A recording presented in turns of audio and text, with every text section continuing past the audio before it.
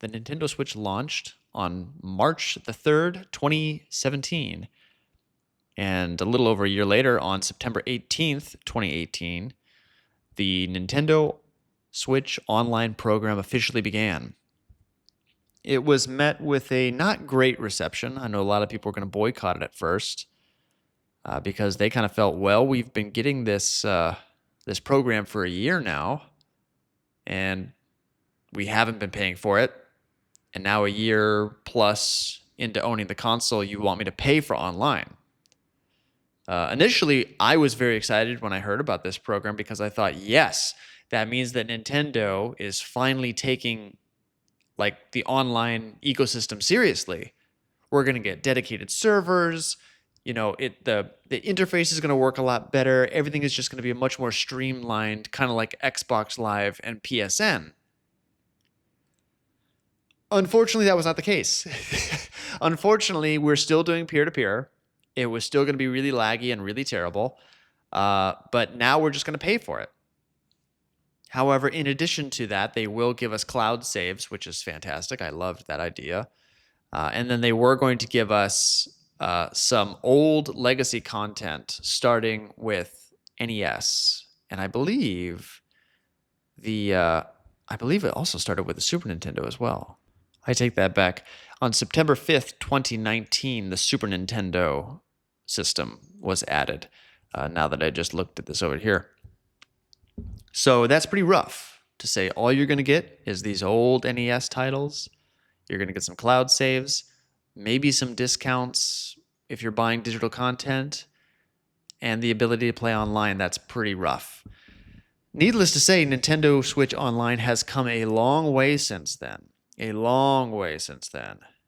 Now we've got NES, Super Nintendo, Nintendo 64, Game Boy, Game Boy Advance, and right now, currently, we've still got the Sega Genesis, which I personally do not use. I've never downloaded the app. I have no interest in the app. I never had a Genesis, so for me, I just rock the Nintendo categories. That's all I pretty much got.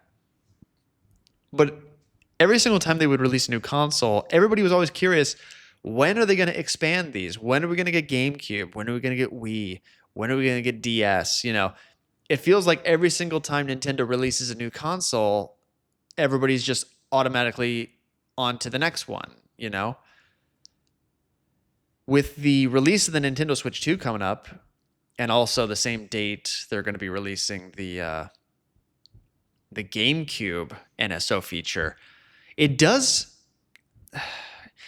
have me wondering a little bit, how far is Nintendo going to go with this program? How far are they going to keep this up? I figured they might go to GameCube and then stop, or maybe go to Wii and then stop. But I guess technically, well, they wouldn't really need to go to Wii U because everything from the Wii U is already on the Switch. But I do wonder how far they are going to push this service. So today I kind of wanted to talk a little bit about my opinions on NSO, the good, you know, what I like, what I enjoy, the things that I don't really care for, but then also what I think the future of this console might look like and what I personally would do if I were Nintendo. So starting off with the history of NSO as a service, I've always sort of enjoyed this. You know, they announced at launch that NES were going to be available with more consoles later to come, which just made me extremely excited because they obviously teased Super Nintendo, which eventually came out. But I knew that we were going to get Game Boy stuff and N64 at the least. When everybody was always talking about GameCube, I thought there's probably no way, because we had already seen them releasing a lot of GameCube titles on the Switch, even in the early days. In the early days, Capcom released Resident Evil, which was originally released on the GameCube, as well as Resident Evil 0, which was also a GameCube original title. So to me, the GameCube still looked too new. It looked too good.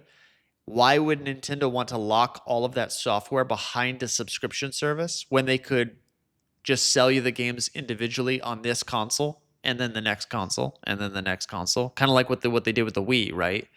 Everything that you bought on the Wii did not transfer to the new console. However, with this new ecosystem from the Switch to the Switch 2, it looks like all of those purchases for the foreseeable future are going to follow you.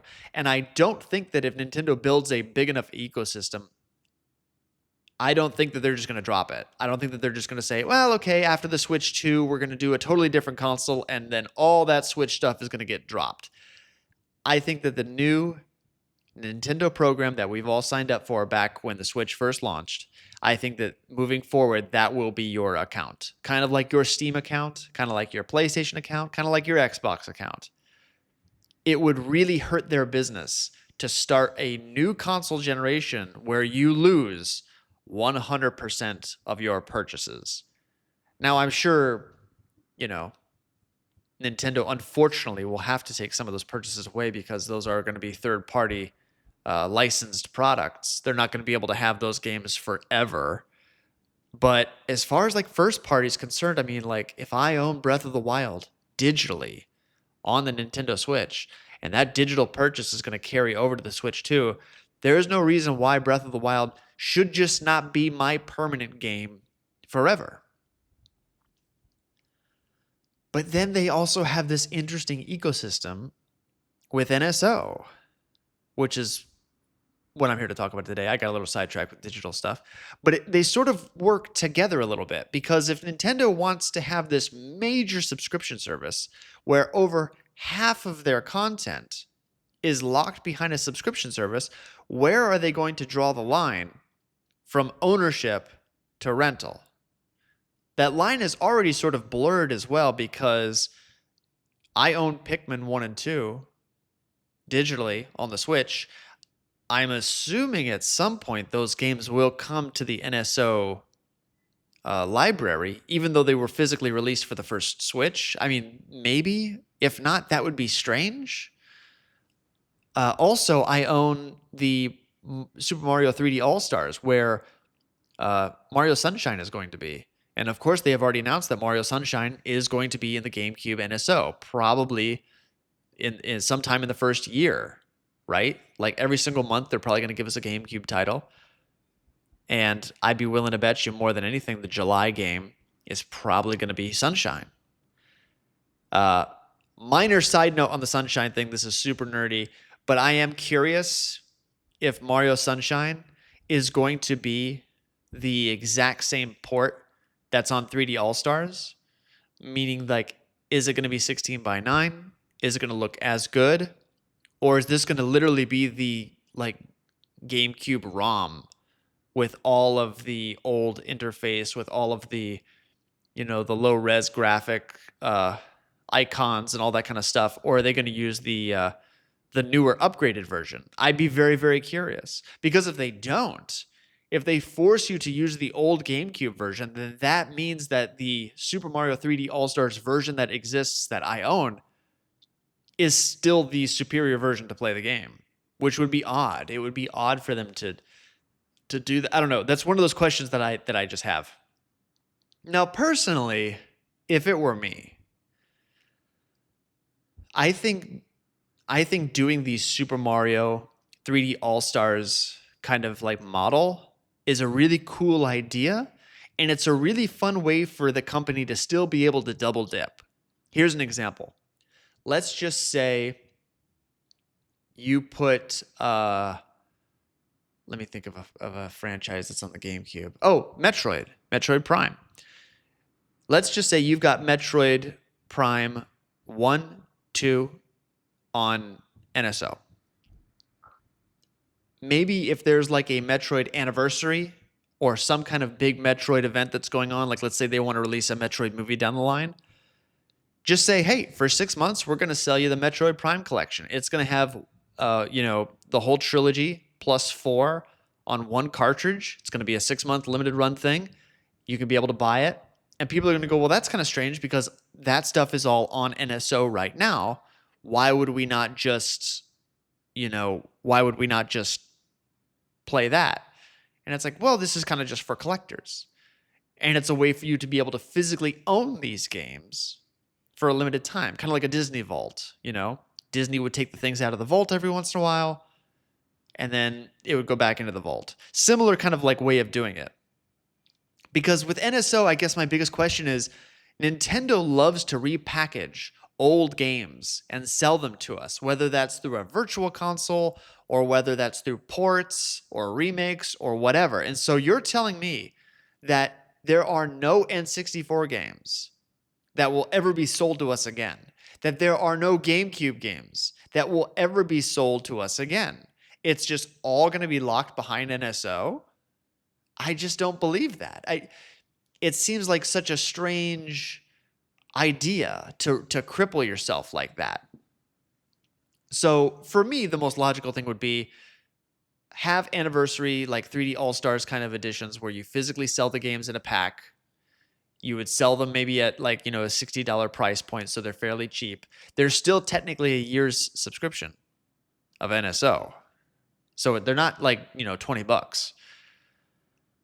But it's just, like I said, it's interesting to me because I'm just curious as to what they're going to do with this stuff. So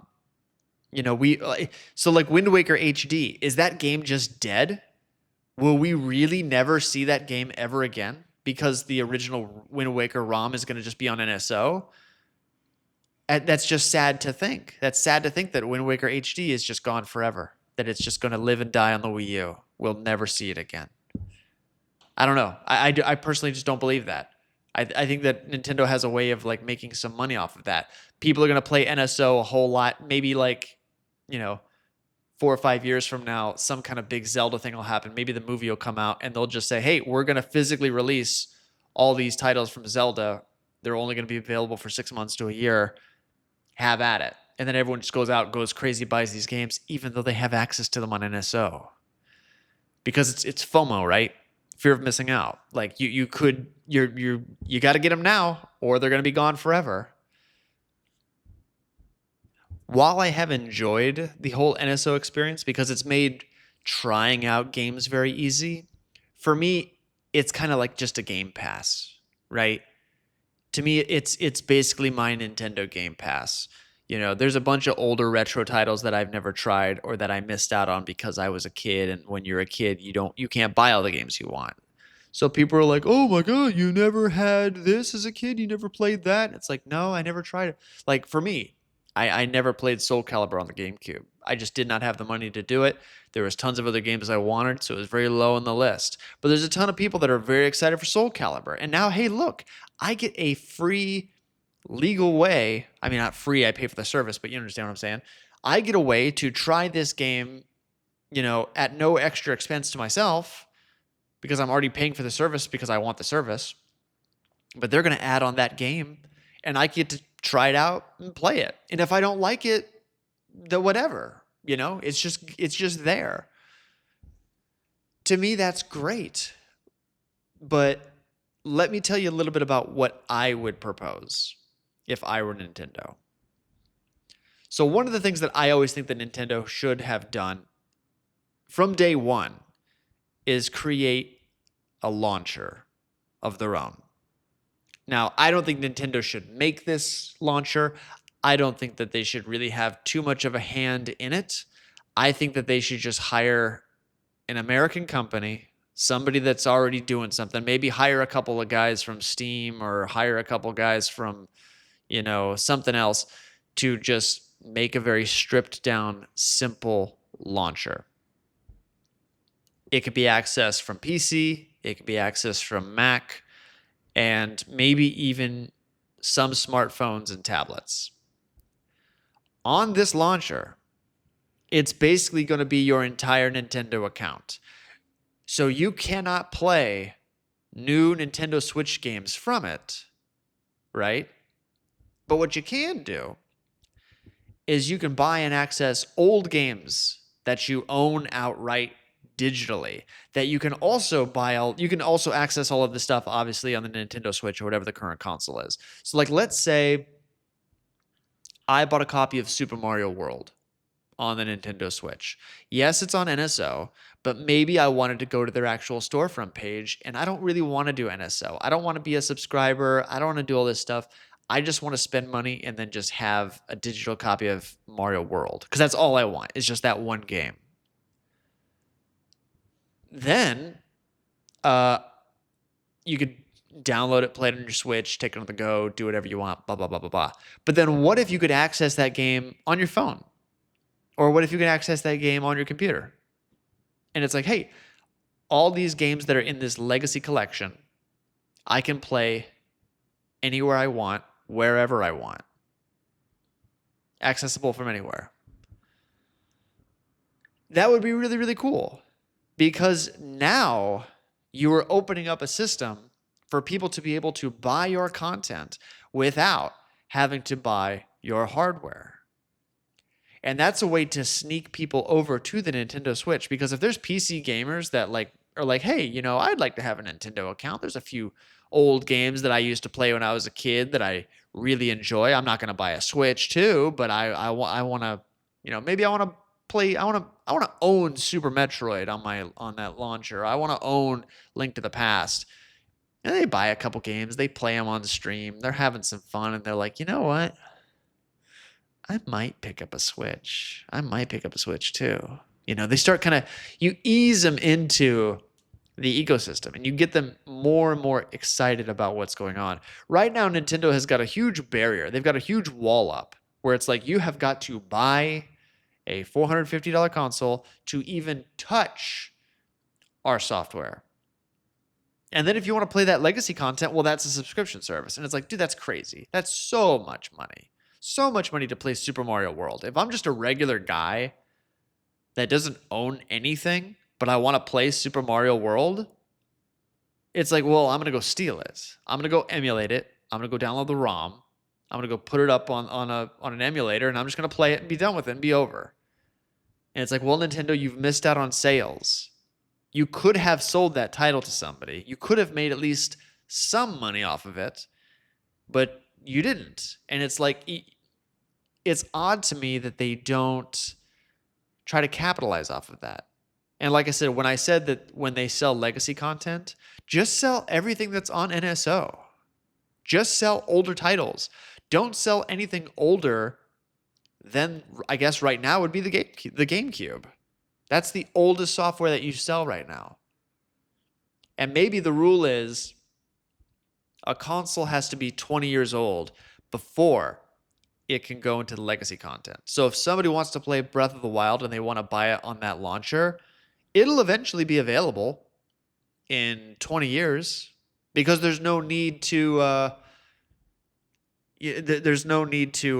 to have to buy it on the PC, because it's like, well, we have a Nintendo Switch available. It runs that, Breath of the Wild still right now is a technically demanding title. It requires a decent amount of power to run that game. You can't run that off of anything. But Super Mario World, you can, right? So that's why it's available everywhere. And in 20 years, when the Switch is 20 years old, I guarantee you most phones, most tablets, most computers, pretty much everything will be able to run Breath of the Wild no problem, right? There'll be a new standard for whatever's difficult to run or what have you. So I would just do legacy content only, and it's basically there just sort of entice older players to come back to your platform. Like I said, you're not going to convince somebody to spend that much money just to play some retro games. They're just going to emulate it. And then Nintendo's going to say, well, we're going to get rid of the emulators, or we're going to force you, if you want to play Super Nintendo games, we're going to force you into buying a Switch. And it's like, that's just not a good idea. That's just not showing any goodwill towards your customers, right? There should be some easier ways to do that. And we're seeing a lot of that in the market right now, right? I mean, how many games from PlayStation are available on Steam right now? How many Xbox games are available on PC and PlayStation 5? A lot of people are realizing that if you spread your brand around and you make your content easier for people to get, the more likely they may come over to your platform. Now, granted, I will say that does not seem to be working that well right now for Xbox, because they're just giving away absolutely everything. But I don't know, what if, that's a good question. What if they just said, look, we're going to put 20 games from the Super Nintendo on Steam. We're going to put a few of these titles out there. Now, granted, I would never advocate for Nintendo to put their titles on Steam because I would say, well, Steam's going to take, what do they take? Like 15, 30% of every sale? It's like that's crazy. You can't sell Super Mario World for that much money. Just make your own launcher, right? Sell your own titles on that. It just, I don't know. It just would be great. I don't know why they would not want to do that. And I understand that they always want their software to work on their hardware, but they're already emulating those old games to run on the Switch already. I mean, they're even saying that they're going to have to emulate Switch software to run on the Switch too. It's not going to natively run. So you're already emulating. So I just don't understand why not just go the extra step and just, just sell them on the computer. You may as well. But as far as the future of NSO, because most of this discussion has just been what do I think about digital distribution from Nintendo's side, which, is not, I understand it's not the most exciting thing, but this is just stuff that I think about because it's interesting. Like tactically, what are they going to want to do? Like, you want to make money, but by giving us all of this stuff for a subscription service for $60 a year, I mean, like, let's just say, me personally, I think that Nintendo's probably losing quite a bit of money on this. Like, let's just do the math on this real quick. All right, let's take a look here. Oh, I'm sorry. So I've been saying that the expansion pass is $60. It's $50. I'm not sure. I'm thinking PSN. So, or at least current PSN. Is it still $60 for PSN? I thought they raised all their prices. I don't know. I haven't had PSN in like 3 or 4 years, so I don't know. But anyway, if you've got a Nintendo Switch for, 7 years and you've been subscribed the whole time, that's $350. I mean, that's not. That's great. That's basically guaranteeing you that your customer base is going to buy 2 consoles every generation. Because if they're a subscriber that whole time and they paid for the Nintendo Switch $300 or $350, then you've doubled the cost of the whole console. I mean, you basically got them. You've got them on there. I don't know though. I could see them raising the prices after they release the GameCube. I'm surprised it's not already $60. But I'm sure they're just going to use that as a tactic just to get you over to the new console. But anyway, I see NSO overall as a net good, with the exception that I'm worried that it locks too much of their content behind that paywall. And it says, hey, you've got to buy a console and subscribe to this thing to get all of this content. And it's just like, like Xbox Game Pass is also on PC. You don't have to buy an Xbox to access Game Pass, right? That's kind of where Xbox is doing the right thing and Nintendo is not. Nintendo's saying, well, you've got to buy a Switch 2 and the subscription service. And it's like, well, what if I just want a couple of games? It's just like, well, that's then tough. Then it's like, okay, well, I'm just going to pirate it. I'm just going to emulate it, right? And it's like, yeah, but Nintendo doesn't want you to do that. And it's like, yeah, well, their hands are... Sorry, I'm digressing. I'm just going over the same thing over and over again. I think that this console generation will solidify what NSO will become in the future. It's still growing. It's still changing. I'm sure that we probably will get another console or two during this console generation. But I think that by the end of the Switch 2, NSO will be what it's just going to be. I'm curious to see if we do still get standalone releases, at least limited time. Last generation, we did get a few. We got the one that sticks out in my mind is we got that unreleased Fire Emblem game that was only available for 6 months that I bought. I bought that game, even though I was like, I may try this, I may not, but it's like, hey, I had the fear of missing out, right? I had bad FOMO. And I was like, I don't want to not buy this game and then miss out later on if I want to play it. So I bought it. But the other thing that's concerning me, and this is the other thing that I have failed to bring up in the past, is that is Nintendo going to withhold those limited time purchases? So my Super Mario 3D All-Stars, am I going to be able to re-download that from the eShop like indefinitely? Or are they going to say this title is not compatible with the Nintendo Switch 2? I've had that sinking feeling for a while now, because they're going to say, well, that was a Switch 1 release. We don't have to port it. And there's technically a competition there, because you've got Mario 64 and Mario Sunshine. And those games are both in NSO. And who knows, Mario Odyssey, Mario Galaxy is definitely probably going to be, if they ever release a Wii expansion. So there's those 3 NSO titles that I own, which means that's less of a reason to be an NSO subscriber. Who knows if they take those away from us or not, right? They totally could. They could just say, well, it's just not compatible. It just doesn't work as well. We're just not going to port it. We're not going to allow that to move on. But anyway, I'm curious to see what other people think. NSO seems to be a very split topic. Some people love it. Some people don't like it. I know that it's more favorable now than it was in the past, obviously because we've got so much more content. It's so much bigger of a service. But I am concerned that it is going to affect future sales, and it's just going to actually promote piracy rather than stop it. But what do you think? Leave a comment below. Let me know what you think, if you've gotten this far. I know this has been an extremely dry topic, but this is just stuff that I've just been thinking about recently, especially with the GameCube coming to NSO, and the program is just getting so much bigger. I'm just really fascinated with this. I'm just curious what Nintendo's going to do, because Nintendo, they seem to be the kind of company that always takes 1 step forward and 2 steps back. And so I don't know.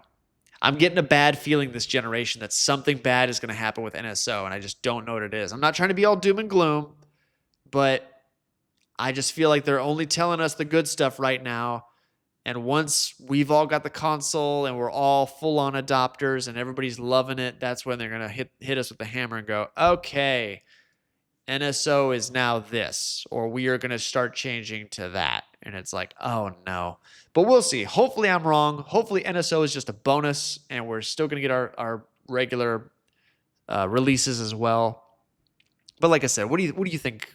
Leave a comment below. Let me know what you think. And as always, take care of each other out there.